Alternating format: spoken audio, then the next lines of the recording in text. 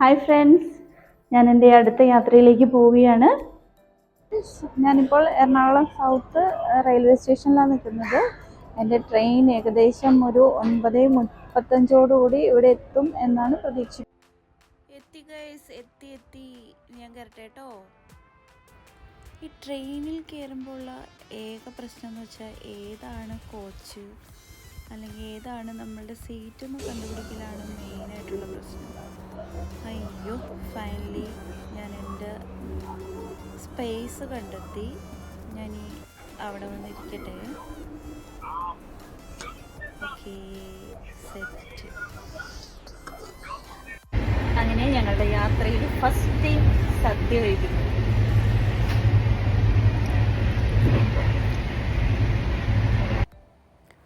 അങ്ങനെ ഗൈസ്, രാത്രിയായി. എല്ലാവരും ഉറങ്ങാനുള്ള തത്രപ്പാടിലാണ്. ബോധത്തെ പോലെ ഉണ്ടല്ലേ കണ്ടാൽ. പുതപ്പൊക്കെ മൂടി ആ ഒരു ക്യാബിനിലേക്ക് വന്നിട്ടുണ്ടെങ്കിൽ അതാ കാണാം. ഓക്കെ, എൻ്റെ ഫ്രണ്ട് എനിക്ക് വെയിറ്റിംഗ് ആണ്. Okay guys, good night, see you tomorrow. അങ്ങനെ ഗൈസ്, നെക്സ്റ്റ് ഡേ വിദൂരതയിലേക്ക് കണ്ണുന്നിട്ട് നമ്മുടെ സ്റ്റേഷൻ ഇപ്പം എത്തും എന്നുള്ളൊരു പ്രതീക്ഷയോടുകൂടി ഞാൻ അങ്ങനെ കാത്തിരുന്നു. നല്ല രസമായിരുന്നു ആ ഒരു കാത്തിരിപ്പും യാത്രയിലെ കാഴ്ചകളും എല്ലാം തന്നെ ഞാൻ ഒരുപാട് എൻജോയ് ചെയ്തു. അടിപൊളിയായിരുന്നു. ആക്ച്വലി നമ്മളെല്ലാവരുമായിട്ട് പരിചയപ്പെട്ട് കഴിഞ്ഞിട്ടുണ്ടെങ്കിൽ അതും നമ്മുടെ ഒരു കുടുംബം പോലെയാകും. നമ്മളുടെ ആ ക്യാബിൻ, അവിടെയുള്ള എല്ലാവരും നമ്മളുടെ ഫ്രണ്ട്സ് ആയിരിക്കും. പുതിയ പുതിയ ഫ്രണ്ട്ഷിപ്പ് അടിപൊളിയായിരിക്കും. നല്ല നല്ല ആൾക്കാരുമായിട്ടുള്ള പരിചയം പുതുക്കലൊക്കെ കഴിഞ്ഞ് പിന്നെയും കാഴ്ചകളിലേക്ക്. ട്രെയിൻ നല്ല സ്പീഡിലാണ് പോയിക്കൊണ്ടിരിക്കുന്നത്. സൂപ്പർ ഫാസ്റ്റാണ്, സ്റ്റോപ്പുകൾ കുറവാണ്. ഞാൻ പിന്നെ ഒരു പുതിയ അതിഥിയെ പരിചയപ്പെട്ടു, ഒരു കുട്ടി.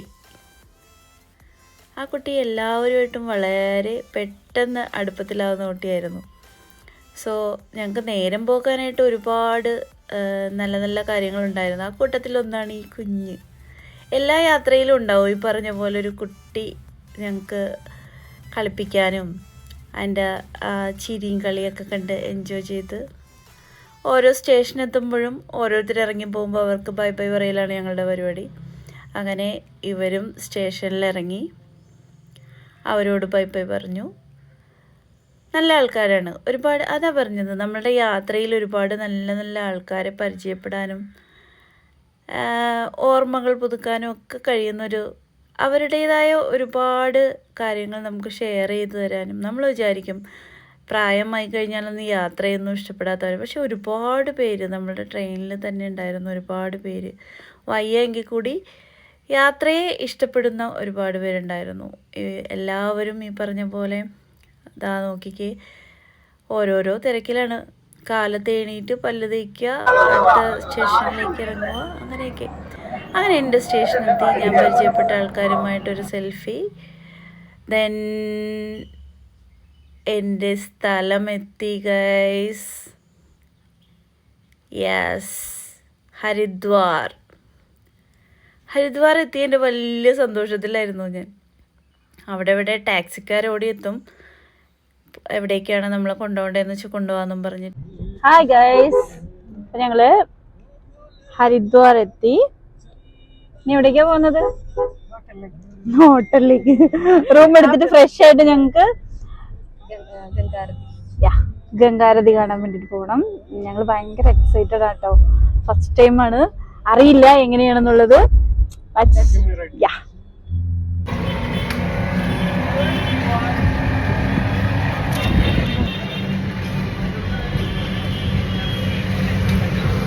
പോയിക്കൊണ്ടിരിക്കുക കേട്ടോ.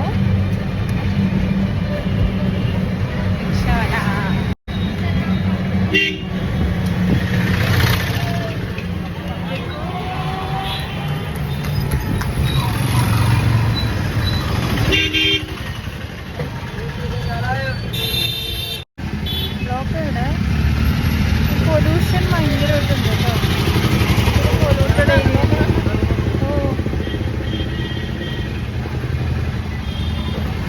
ദൂരമുണ്ട് അല്ലേ, കുറച്ച് ദൂരമുണ്ട്. നമ്മൾ നടന്നു വരുമ്പോഴേക്കും എല്ലാം കഴിച്ചിട്ടുണ്ടാവും.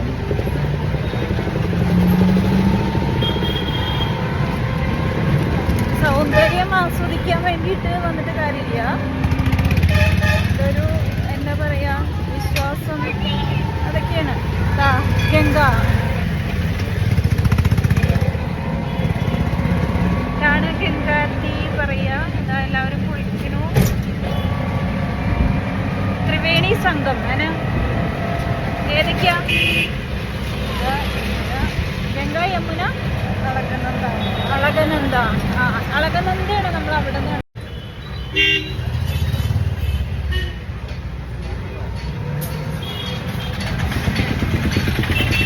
അത് നമ്മൾ കാണുന്നത് അളകനന്ദ. അതും ഗംഗ, യമുന, അളകനന്ദ ഇവര് തമ്മിൽ യോജിക്കുന്ന സ്ഥലമാണിത്.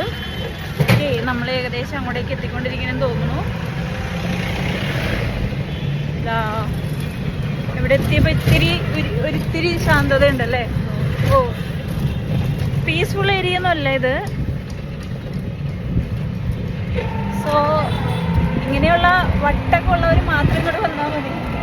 എൻ്റെ ഒരു ആഗ്രഹമായിരുന്നു ഈ ഗംഗാരതി കാണുക എന്നുള്ളത്. എന്താണെന്ന് അറിയില്ലല്ലോ, നമ്മൾ പറഞ്ഞു കേട്ടിട്ടുള്ള ഒരു ഇത് മാത്രമല്ലേ ഉള്ളൂ. പിന്നെ അതൊരു ആ സമയത്ത് നമുക്ക് അമ്പലങ്ങളിലാണെങ്കിൽ പോലും ഈവനിങ് ടൈമിലുള്ള ഒരു ആരതിയും കാര്യങ്ങളൊക്കെ നല്ല രസമായിരിക്കും കാണാനായിട്ട്. ഒരു സംതിങ് ഡിവൈനായിട്ടുള്ള ഒരു ഫീല് നമുക്ക് കിട്ടും. അത് അങ്ങനെ ഉൾക്കൊള്ളുന്നവർക്ക്. അപ്പോൾ അതേ സെയിം ഒരു ഡിവൈൻ ഫീലും കൂടിയാണ് ഇത് ഗംഗാരതി എന്ന് പറയുമ്പോൾ. അത് നമുക്ക് നേരിട്ട് കാണാം. എങ്ങനെയാണെന്ന് ഞാൻ കണ്ടിട്ടില്ലല്ലോ, എനിക്കറിയില്ല. ഞാൻ ഈ യൂട്യൂബ് കാര്യങ്ങളൊക്കെ കണ്ടിട്ടുള്ള അറിവ് മാത്രമേ എനിക്കുള്ളൂ. സോ ഞാൻ അവിടെ ചെന്ന് കഴിഞ്ഞിട്ട് അറിയാൻ പറ്റുള്ളൂ. അത് ഇനിയും ദൂരമുണ്ട്. ഓനോ ടെന്റ് പോലെ കെട്ടിക്കിടക്കണുണ്ട് പാവങ്ങള്. ഓ, ഇതൊക്കെ വെച്ച് നോക്കുമ്പോൾ നമ്മുടെ കേരളം സോ ബെറ്റർ എന്നല്ല, അയ്യോ ഒന്നും പറയാനില്ല. ഇവിടെ വന്നപ്പോഴാണ് അവരൊക്കെ കേരള എന്ന് പറയുമ്പോൾ ലിറ്ററലി ഇതായിട്ടുള്ള ആൾക്കാരല്ലേ നിങ്ങൾ, പിന്നെന്താ സോ ബ്യൂട്ടിഫുൾ. ശരിക്കും നമ്മളുടെ നാട് തന്നെയാണ് ബ്യൂട്ടിഫുൾ. അത് ഇവിടെ വന്നു കഴിയുമ്പോഴേ നമുക്ക് അറിയാൻ പറ്റുള്ളൂ. ഇവിടെ മൊത്തം ഇത് കണ്ടോ, ഡേർട്ടിയാണ്. ഡേർട്ടി ക്ലീൻ ആണെങ്കിൽ പോലും ഇങ്ങനത്തെ ഒരു സ്മെല്ല്, ബാഡ് സ്മെല്ല് കാര്യങ്ങളൊക്കെ ആയിട്ടുള്ള ഒരു അങ്ങനത്തെ ഒരു ഏരിയ അതാ.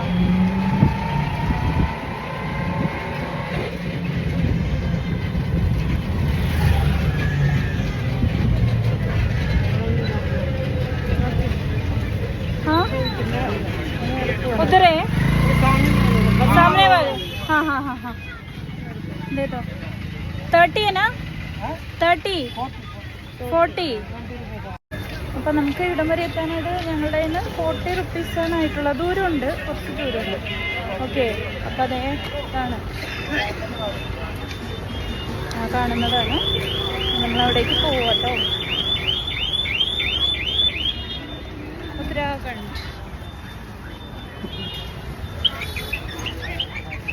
ജൽദി जाना पड़ेगा ना. വേഗം പോകണം, കാരണം സമയം ആയിട്ടുണ്ടോ തോന്നുന്നു. ആളുകൾ വന്നിട്ടുണ്ട് ഒരുപാട്.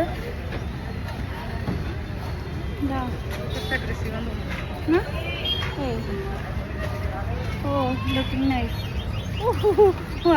വാലിനൊരു ചെറിയൊരു അടി കിട്ടി. ഇവരെ ഇങ്ങോട്ട് കൊണ്ടുവരുന്നുണ്ടല്ലോ, നമ്മളെ കൊണ്ടുവന്നില്ല.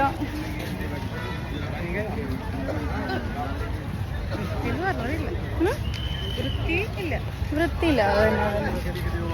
എവിടെയും നോക്കിയാലും ഇതുണ്ടോ. അയ്യോ, ഈച്ച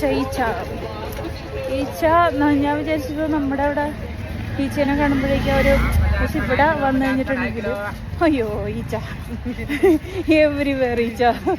ഒരു സാധനം നമ്മൾ കഴിക്കാനെടുത്തോ അവിടെയൊക്കെ ഈച്ച തന്നെ ഇരിക്കുള്ളൂ. വാ, ദാ എൻ്റെ ഒഴുക്ക് നോക്കിക്കേ. ഓനോ ശരിയാവേ.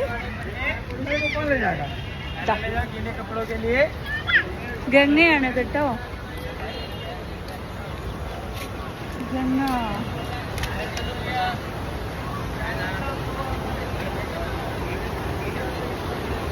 ഗംഗയില് കഴുകണ്ടേ അല്ലേ, കാല് കഴുകണ്ടേ, അങ്ങനെയല്ലേ പറയാ?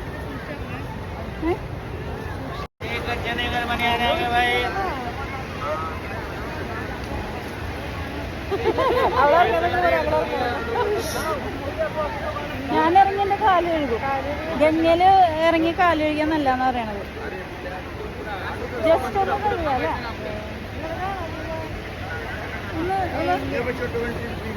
क्या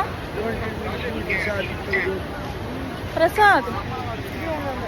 क्या प्रसाद?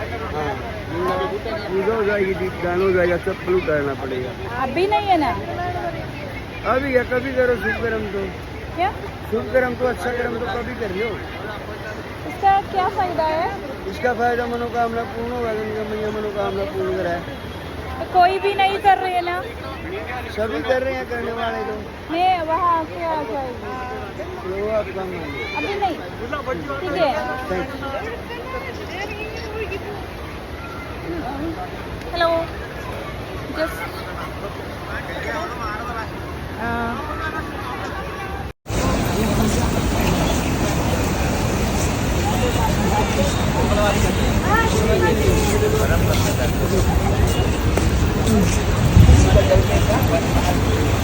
അത് വേണോ എനിക്ക്? ये कितने का है? ये 150 रुपये का है. 150 रुपये. ये वाली? ये 100 रुपये. 100 रुपये. ये शॉल है ना? शॉल को कितना है? शॉल को शॉल ये वाली 100 रुपये का. 100 രൂപ ഇതിന് വാങ്ങിക്കണോ? വേണ്ട അല്ലേ? എൻ്റെ ആഗ്രഹം വരുന്നത് ഇങ്ങനെ ഇങ്ങനെ എടുത്തിട്ട് ഇങ്ങനെ കെട്ടുക. ഓക്കെ, ഭംഗിയുണ്ടോ?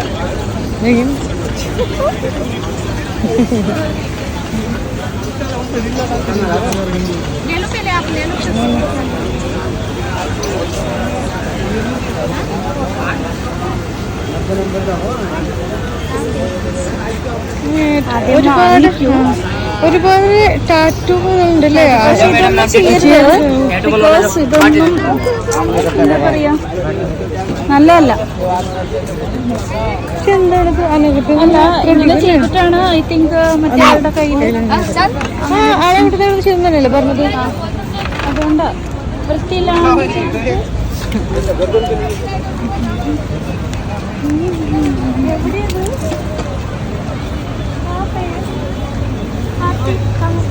कौन सी? आरती. आरती वहाँ है. बनोल और दिखाई देते. क्या वहाँ पे? हाँ. वहाँ बनोल लोग जो ऊँचो वाले दिखाई दे रहे हो. वहाँ ऊँचो बाहर की पोड़ी. ओ वहाँ जाना है. हाँ. जैसे यहाँ पे भी होती है. ओ सीधे प्लेटफॉर्म से जाओ सीधे. ठीक है, थैंक यू.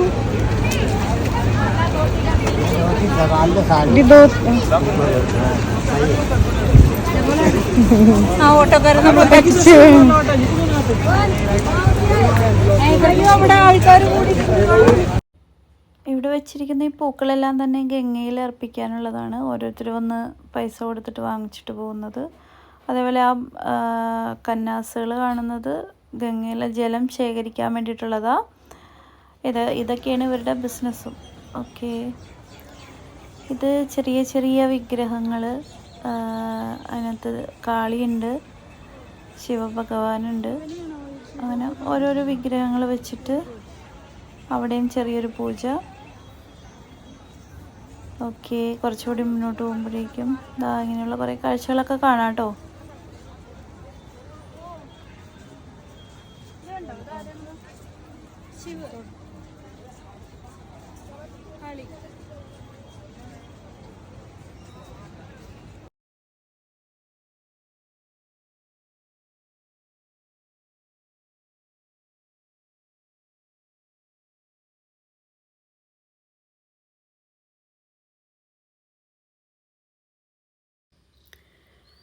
നമുക്ക് പൊട്ട് തൊടിക്കാനെന്നൊക്കെ പറഞ്ഞിട്ട് കുറേ പേര് നമ്മുടെ ചുറ്റും കൂടും. അതിലൊരാളത് ഓടിച്ചു വിടുവാണ്. അവർ ഓടിച്ചു വിടുവാണ് അവിടെ നിന്ന്. എൻ്റെ അടുത്തും വന്നായിരുന്നു. അങ്ങനെ നമ്മൾ വീണ്ടും വെയിറ്റിംഗ്, കട്ട വെയിറ്റിംഗ് ആണ് ഗൈസ്. തുടങ്ങി എന്ന് വെച്ചാൽ അവിടെ 6:30-7 മണിയായാലും ഈ പറഞ്ഞ മാതിരി സന്ധ്യ ആവുന്നില്ല. സന്ധ്യ ആവാൻ വേണ്ടിയിട്ടുള്ള വെയിറ്റിംഗ് ആയിരുന്നു അത്. ഭയങ്കര ബോറടി ആയിരുന്നു. എന്നിരുന്നാൽ പോലും നമ്മളുടെ സീറ്റ് പോരുതല്ലോ, അതുകൊണ്ട് അവിടെ തന്നെ ഇരിപ്പായി. പിന്നെ ഗൈസ് ഈ പറഞ്ഞ പോലെ പറ്റിക്കപ്പെടാൻ ചാൻസ് ഉണ്ട്. അതായത് ഭയങ്കര ബിസിനസ്സാണ് ഇത്. ആ ഗംഗാരതി ചെയ്യാൻ വേണ്ടിയിട്ട് ഒരാൾ എൻ്റെ അടുത്ത് സമീപിച്ചു. അയാൾ പറഞ്ഞത് 2000 രൂപ ഉണ്ടെങ്കിൽ ഫാമിലിക്ക് വേണ്ടിയിട്ട് ഗംഗാരതി ചെയ്യാം. അതായത് ആ പിടിച്ചേക്കുന്ന വിളക്ക് ഒരെണ്ണം നമുക്ക് തരും. അപ്പോൾ ഞാൻ പറഞ്ഞു ഓക്കെ, 2000 രൂപ കൊടുത്തിട്ട് നമുക്ക് ചെയ്യേണ്ട ആവശ്യമില്ല, സോ വേണ്ട എന്ന് പറഞ്ഞിട്ട് വിടുകയാണ് ചെയ്തത്. അതേപോലെ പോകുന്നവർ അങ്ങനെ തന്നെ ചെയ്യുക, വേണ്ടാത്തതിലൊന്നും പെടരുത്. ഞാൻ ഇവിടെ ചെന്നിരിക്കുമ്പോൾ അവർ വന്ന് വിളിച്ച് ഭയങ്കര ബഹുമാനത്തോടുകൂടി കൊണ്ടുവന്നിരുത്തിയപ്പോൾ ഞാൻ വിചാരിച്ചു നമ്മളോട് ഭയങ്കര സ്നേഹം കൊണ്ടായിരിക്കും. പക്ഷെ അതല്ലായിരുന്നു, അവർ ബിസിനസ്സായിരുന്നു എയിം ചെയ്തത്. അതായത് നമ്മുടെ കയ്യിലൊരു പേപ്പർ പ്ലേറ്റ് നേരത്തെ കണ്ടിട്ടുണ്ട്. ആ പേപ്പർ പ്ലേറ്റിൽ നിറയെ പുഷ്പമൊക്കെ ആയിട്ട് കൊണ്ടുവന്ന് തന്നിട്ട് പറയും ഫാമിലിക്ക് വേണ്ടിയിട്ട് ആരതി ചെയ്തോളൂ പറയും. അപ്പോൾ നമ്മൾ വിചാരിക്കും ഇത്ര സ്നേഹമോ നമ്മളോട്. വേഗം തന്നെ അത് വാങ്ങിച്ച് നമ്മളത് ചെയ്യാൻ തുടങ്ങുമ്പോൾ അവർ പറയും ഓക്കെ, ദക്ഷിണയായിട്ട് എത്ര വയ്ക്കും എന്നാണ് അടുത്ത ചോദ്യം. അയ്യോ പെട്ട്, നമ്മൾ വാങ്ങിച്ചും പോയി. അപ്പോൾ 100 പറയും. നോ 100 പറ്റില്ല എന്ന് പറയും. അങ്ങനെ എൻ്റെ കയ്യിലുള്ള ക്യാഷൊക്കെ അവർ ലൂട്ടിലിയ. ഓ മൈ ഗോഡ്, പെട്ടുപോയല്ലോ എന്ന് വിചാരിച്ചിട്ട് വീട്ടിലുള്ളവർക്ക് വേണ്ടിയിട്ടൊക്കെ എന്തൊക്കെയോ കുറേ മന്ത്രങ്ങളൊക്കെ പറഞ്ഞു തന്ന് ഗംഗയെ ആരതിയൊക്കെ ഒഴിഞ്ഞു. ആ പുഷ്പം അവിടെ അർപ്പിച്ചിട്ട് ഇനി ബ്രാഹ്മണർക്ക് ദാനം ചെയ്യൂന്നായി. ബ്രാഹ്മണർക്ക് എത്ര ദാനം ചെയ്യും? ഞാനപ്പോൾ പറഞ്ഞു 100 എന്ന് പറഞ്ഞു. ദെൻ അവർ പറയുക 100ഓ? നോ 100 ഒന്നും പറ്റില്ല, 1000 രൂപ വേണമെന്ന് പറഞ്ഞു. 1000 രൂപ എന്ന് പറഞ്ഞപ്പോൾ ഞാൻ പറഞ്ഞു 1000ഓ? നോ. അപ്പോൾ എത്ര തരും എന്നായി അവരത്. അപ്പോൾ ഞാൻ പറഞ്ഞു ഓക്കെ 300. നോ 500. നമ്മളെ കണ്ടിട്ട് ഏതാണ്ട് വലിയ ഇതാന്നുള്ള രീതിയിൽ നമ്മളോട് അവർ തർക്കിക്കാൻ തുടങ്ങി. പിന്നെ 300 ആണോ സംതിങ് ഞാൻ എടുത്ത് കൊടുത്തു. ഈ സെയിം തന്നെ എൻ്റെ കൂടെ വന്ന കൂട്ടുകാരിക്കും സംഭവിച്ചു. അവളുടെ ക്യാഷ് ഞാൻ കൊടുത്തു. ഞങ്ങൾ പറ്റിക്കപ്പെട്ടല്ലോ എന്നുള്ള ആ ഒരു വിഷമത്തിൽ തിരിച്ചു വന്നിരുന്നു. പിന്നീട് അങ്ങോട്ട് ആര് വന്നിട്ട് ഞങ്ങൾ അടുപ്പിച്ചില്ല കേട്ടോ. കാരണം ഇതാണ് സംഭവം എന്നുള്ളത് മനസ്സിലാക്കിക്കൊണ്ട് ഞങ്ങൾ പിന്നെ ഓരോ അടിയും മുന്നോട്ട് വെച്ചത്. അങ്ങനെ ഞങ്ങൾ ആ ഗംഗാരതി കാണുക എന്നുള്ളതായിരുന്നു ഞങ്ങളുടെ മെയിൻ ലക്ഷ്യം. അത് കണ്ടു. പക്ഷെ ഇരുട്ടൊന്നും ഉണ്ടാവാത്തതിൻ്റെ ഒരു എന്തോ, നമുക്ക് ഇരുട്ടായി കഴിയുമ്പോഴാണല്ലോ അതിനൊരു ഭംഗി വരിക. അതുപോലെ ഗൈസ് ഓരോരുത്തർ ആ വെള്ളത്തിലേക്ക് എടുത്ത് ചാടിയിട്ട് നീന്തി പോകുന്നത് കാണുമ്പോഴേക്കും എന്ത് കൊതിയാവും എന്നറിയാമോ. ഇത്രയും കുത്തി ഒഴുകണ ഗംഗയിലേക്കാണ് കുട്ടികളായാലും എല്ലാവരും എടുത്ത് ചാടുന്നത്. അവിടുത്തെ കുട്ടികളാണ്, ഗംഗയുടെ കുട്ടികളാണ്. ഓക്കെ, പക്ഷെ അത് കാണുമ്പോൾ നമുക്കൊരു വല്ലാത്തൊരു ബുദ്ധിമുട്ടായിരുന്നു കേട്ടോ. പക്ഷെ അവരൊക്കെ അവർ നീന്തി ഇതാ ചെയിൻ ഇട്ടേക്കുന്നുണ്ടോ, ചെയിനിലൊക്കെ പിടിച്ച് കിടക്കും അവിടെ കുറേ സമയം. അത് കഴിഞ്ഞിട്ട് അവിടെ നിന്ന് നീന്തി അടുത്ത ചെയിനിലേക്ക് പോവുക. കൊള്ളായിരുന്നു, അടിപൊളി. പുതിയൊരു എന്താ പറയുക അനുഭൂതി എല്ലാം ആസ്വദിച്ച് ഞങ്ങൾ വീണ്ടും അങ്ങനെ ഇരുന്നപ്പോഴേക്കും ഞങ്ങൾക്ക് ആരതി കൊണ്ടുവന്ന് തന്നു. അത് തൊട്ട് തൊഴുതിട്ട് അവർ പറയുന്നത് എന്താണെന്ന് വെച്ചാൽ വെറുതെ ആരതി ഒഴിഞ്ഞ് വെച്ചിട്ട് കാര്യമില്ല, എന്തെങ്കിലും അതിനകത്ത് ഇടണം എന്നാണ് അവർ പറയുക നമ്മളോട്. അതൊന്നും മൈൻഡ് ചെയ്യാതെ, കാരണം നമുക്ക് മനസ്സിലായി ഇതാണ് ഇവിടുത്തെ ബിസിനസ്, ഇങ്ങനെയൊക്കെയാണ് അവിടെയുള്ളവർ ജീവിക്കുന്നത് എന്ന് മനസ്സിലായതുകൊണ്ട് നമ്മൾ പിന്നെ അതിനകത്ത് പൈസ ഇടാനൊന്നും പോയൊന്നുമില്ല. ആരും പൈസയൊന്നും ഇടരുതിട്ടാ കേസ്. അവിടെ ചെന്ന് കഴിഞ്ഞാൽ മാക്സിമം നിങ്ങൾ ശ്രദ്ധിക്കുക, നമ്മളുടെ കയ്യിലിരിക്കുന്ന ക്യാഷ് വാങ്ങിച്ചെടുക്കാൻ നോക്കും. അടുത്തത് ഗൈസ് ഷോപ്പിങ്ങിലേക്കായിരുന്നു. അവൾക്ക് രുദ്രാക്ഷം വേണം എന്ന് പറഞ്ഞിട്ട് രുദ്രാക്ഷം വാങ്ങിക്കാൻ വേണ്ടിയിട്ടൊരു ഷോപ്പിൽ കയറി. ഒറിജിനലാണെന്ന് പറഞ്ഞിട്ട് ഒരു രുദ്രാക്ഷം വാങ്ങിച്ചു. ഇവിടേക്കാണെങ്കിൽ രുദ്രാക്ഷത്തിന് നല്ല വില കൊടുക്കണം. അവൾക്ക് അവിടെ നിന്ന് 240 പറഞ്ഞിട്ട് നമ്മൾ 180ക്ക് വാങ്ങിച്ചു. 180 ഞാൻ തന്നെ ബാർഗെയിൻ ചെയ്തിട്ട് 180ക്ക് കൊടുത്തു. പിന്നെ കുറേ വളകൾ, സാധാരണ ആസ് യൂഷ്വൽ നമ്മൾ കണ്ടുവരുന്ന കുറേ വളകൾ സംഭവങ്ങളൊക്കെ, അതൊന്നും വാങ്ങിച്ചൊന്നുമില്ല. അടുത്ത ലക്ഷ്യം പെണ്ണുങ്ങൾ സാധാരണയായിട്ട് എന്തായിരിക്കും? വള, ഓർണമെൻറ്റ്സ് അങ്ങനെയുള്ള സംഭവങ്ങളൊക്കെ ആയിരിക്കും നോക്കുന്നത് അല്ലേ. ഇവിടെ വന്നു കഴിഞ്ഞപ്പോഴേക്കും ഇവിടെയും അത്യാവശ്യം എല്ലാ സാധനങ്ങളും ഉണ്ട്.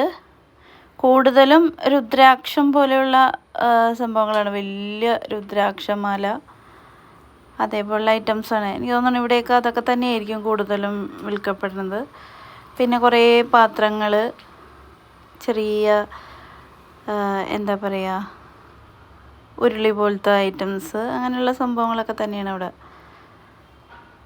ഓക്കെ, അതെല്ലാം കണ്ടു എന്നല്ലാതെ ഞങ്ങളൊന്നും വാങ്ങിച്ചൊന്നുമില്ല. നമുക്കതിൻ്റെ ആവശ്യമില്ല. അത് മാത്രമല്ല ഈ ലഗേജ് മുഴുവൻ ചുമന്ന് നമ്മൾ നാട്ടിലേക്ക് വരണ്ടേ. പിന്നെ പെട്ടെന്ന് കണ്ണിലുടക്കിയത് ഈ പറഞ്ഞ മാതിരി ഓർണമെൻറ്റ്സ് തന്നെയാണ്.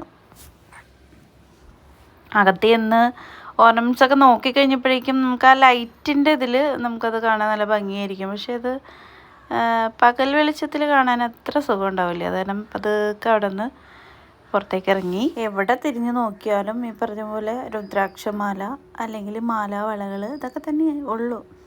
പ്രത്യേകിച്ചൊന്നും പർച്ചേസ് ചെയ്യാനായിട്ടില്ല അവിടെ. പിന്നെ കുറച്ച് ബാഗുകൾ, കാര്യങ്ങൾ, അങ്ങനെ പതുക്കെ അവിടെ നിന്ന് പുറത്തേക്ക് ഇറങ്ങാമെന്നുള്ള വിചാരത്തിൽ ഞങ്ങൾ പുറത്തേക്ക് പതുക്കെ വരും. പക്ഷേ എവിടെയാണ് വഴി എന്നുള്ളത് കണ്ടുപിടിക്കാനായിട്ട് വല്ലാത്ത ബുദ്ധിമുട്ടി കേട്ടോ. അവിടെ നിന്ന് കുറച്ചും കൂടേക്ക് പോന്നു കഴിഞ്ഞപ്പോഴേക്കും മാല പോലെയുള്ള സംഭവങ്ങൾ, പൊരി, അങ്ങനെയുള്ള ഐറ്റംസ് അത് കണ്ടു. അത് കഴിഞ്ഞ് പിന്നെ അടുത്ത സ്ട്രീറ്റിലേക്ക് പോകാമെന്ന് വെച്ച് കഴിഞ്ഞാൽ നമുക്ക് അങ്ങോട്ട് എത്തിപ്പെടാൻ ഭയങ്കര ബുദ്ധിമുട്ടാണ്. അത്ര തിരക്കാണ് അവിടെ.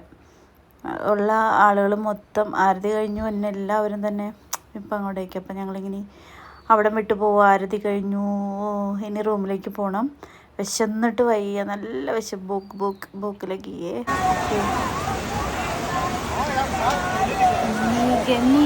നമിച്ചു നേരെ റൂമിലേക്ക്. നെക്സ്റ്റ് രാവിലെ എണീറ്റ് ഞങ്ങൾക്ക് ബ്രേക്ക്ഫാസ്റ്റിന് വേണ്ടിയിട്ട് ഇങ്ങനെ നടന്നപ്പോൾ കണ്ടതാണിത്. നമ്മുടെ വഴിയോരത്ത് തന്നെയാണ് കേട്ടോ. അവിടെ ബദാം മിൽക്ക് ഉണ്ടാക്കാൻ തുടങ്ങണേ ഉള്ളൂ. അത് രാവിലെയാണ്. അപ്പോൾ ആ ഒരു ചേട്ടൻ വന്നിട്ട് ബദാം മിൽക്ക് എന്തൊക്കെയാണ് ആഡ് ചെയ്യണത് എന്താണെന്നുള്ളതൊക്കെ പറഞ്ഞു തരുവാണ്. എനിക്ക് വളരെ ഇഷ്ടമുള്ള നോർത്ത് ഇന്ത്യൻ ഒരു റെസിപ്പിയാണ് ബദാം മിൽക്ക്. പക്ഷെ ഇത് കണ്ടിട്ട് എനിക്ക് അത്ര ഇത് തോന്നിയില്ല, ഞാൻ കുടിച്ചില്ല കേട്ടോ.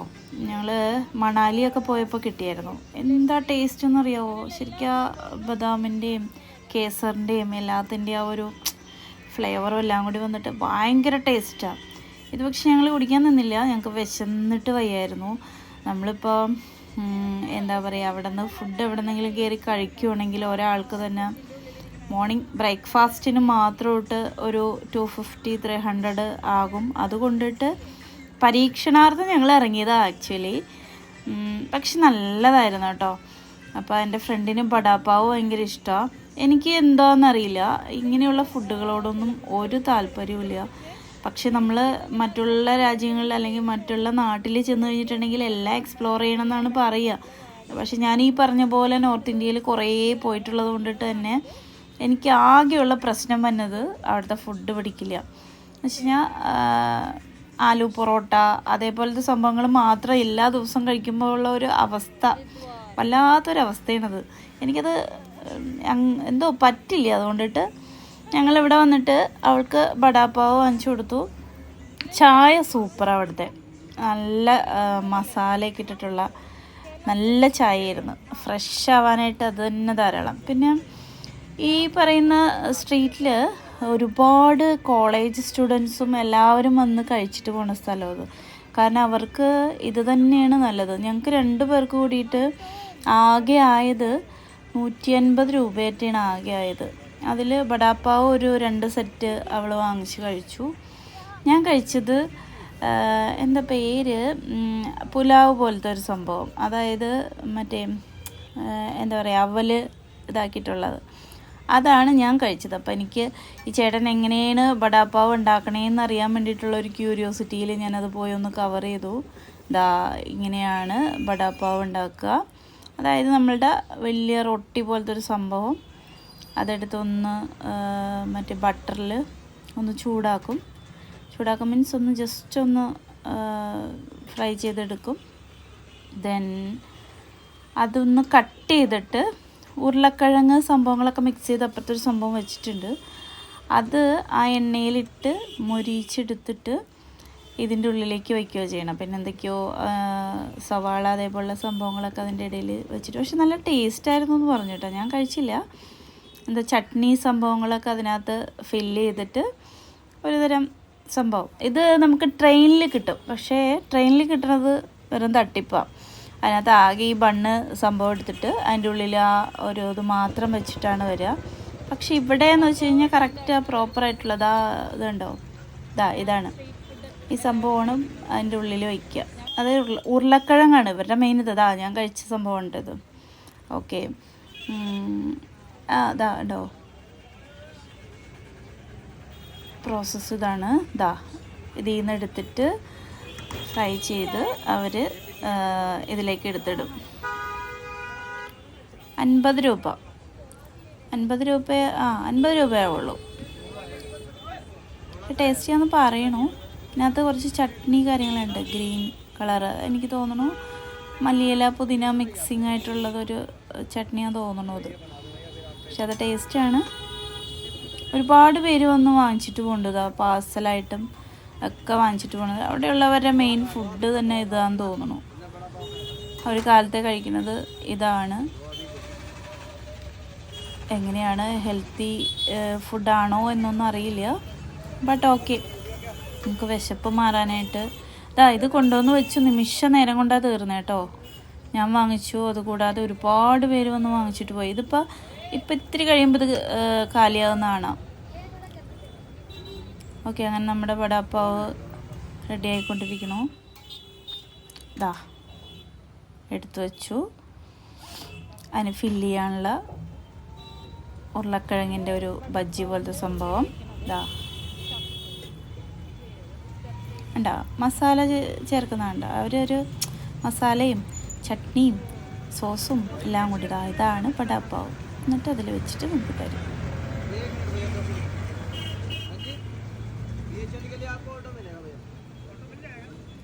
ഒരു മുളകും ഉണ്ട് അതിൻ്റെ കൂടെ. അവിടെയുള്ളവർക്ക് അത് മതി ധാരാളം. അങ്ങനെ പോന്നു. ഞങ്ങൾ ഹരിദ്വാർ എത്തി. Haridwar railway station. ഞങ്ങൾക്ക് പോകാനുള്ള ട്രെയിൻ അവിടെ ഓൾറെഡി ഉണ്ടായിരുന്നു. വളരെ ടയർഡായി, കാരണം ഭയങ്കര ചൂടാണ്. നമ്മുടെ നാട്ടിൽ നല്ല മഴ പെയ്യുമ്പോൾ അവിടെ നല്ല ചൂടായിരുന്നു. ഞങ്ങൾ ചെന്ന സമയത്ത് ഒരു ചെറിയൊരു മഴ കിട്ടിയത് മാത്രമല്ലാണ്ട് മഴയേ ഉണ്ടായിട്ടില്ല. ഞങ്ങളങ്ങനെ വെയിറ്റിംഗ് ആണ്, കാരണം ട്രെയിൻ ഓപ്പൺ ആക്കിയിട്ടില്ല. എന്നാലേ ലഗേജൊക്കെ കയറ്റി വെച്ച് ഒന്ന് തണുപ്പൊക്കെ കൊണ്ടിരിക്കാൻ പറ്റുള്ളൂ.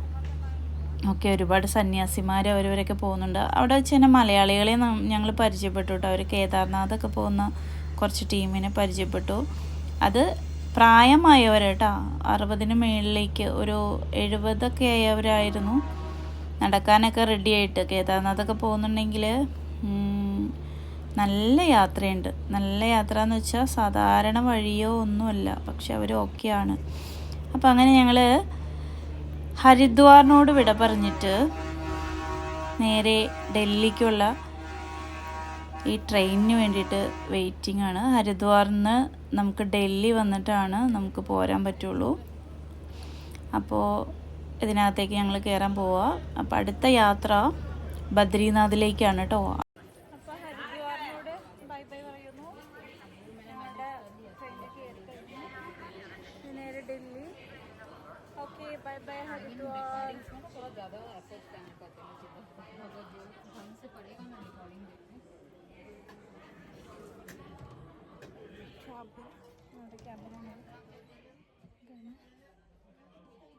നല്ല ചൂടാണ് ഇവിടെ. ഇതിനകത്ത് കയറിയപ്പോഴാണ് ഇത്തിരി ആശ്വാസം കിട്ടിയത്. AC കോണാണ്. ഓക്കെ, ഞങ്ങളൊന്ന് സെറ്റ് ആവട്ടെ. ഞാൻ പറഞ്ഞതുപോലെ കുറച്ച് നല്ല ആളുകളെ പരിചയപ്പെടാൻ പറ്റിയെന്ന് പറഞ്ഞില്ലേ. തിരിച്ചു വന്നപ്പോഴും ഈ പറഞ്ഞ പോലെ കുറച്ച് 2-3-4 ലേഡീസിനെയും പരിചയപ്പെട്ടു. ലേഡീസ് എന്ന് വെച്ചാൽ ചെറിയ പ്രായക്കാർ. അവരും ഹരിദ്വാറിൽ വന്നതാണ്. ഗംഗാജലമൊക്കെ ആയിട്ടാണ് അവർ പോകുന്നത്. അവർ വീട്ടിൽ ചെന്നതൊക്കെ ഫുഡിലൊക്കെ ഒഴിക്കും എന്നാണ് പറയുന്നത്. നമുക്കത് അക്സെപ്റ്റ് ചെയ്യാൻ പറ്റില്ലാത്തത് കൊണ്ടിട്ട് ഓക്കെ, അവരുടെ കാര്യങ്ങളൊക്കെ കേട്ട് അങ്ങനെ ഇരുന്നു. അപ്പോഴേക്കൊരു കുട്ടിയെ കുട്ടികൾ എന്ന് പറയുന്നത് ഒരു വീക്ക്നെസ് ആട്ടോ. എവിടെ കുട്ടികളെ കണ്ടാലും അപ്പം നമ്മൾ ക്യാച്ചർ ചെയ്യും. അടിപൊളിയായിരുന്നു, ആ കുട്ടി അടിപൊളിയായിരുന്നു. അങ്ങനെ ഒരു 2 മണിക്കൂറത്തെ ജേർണി നമുക്ക് ഹരിദ്വാറിൽ നിന്ന് ഡൽഹിയിലേക്ക്. അപ്പോൾ ഗൈസ്, പുതിയ വിശേഷങ്ങളുമായി അടുത്ത വീഡിയോയിൽ കാണാം. ബദ്രിനാഥ് യാത്രയുമായിട്ട് നമുക്ക് വീണ്ടും കണ്ടുമുട്ടാം. Okay, bye bye, see you, take care.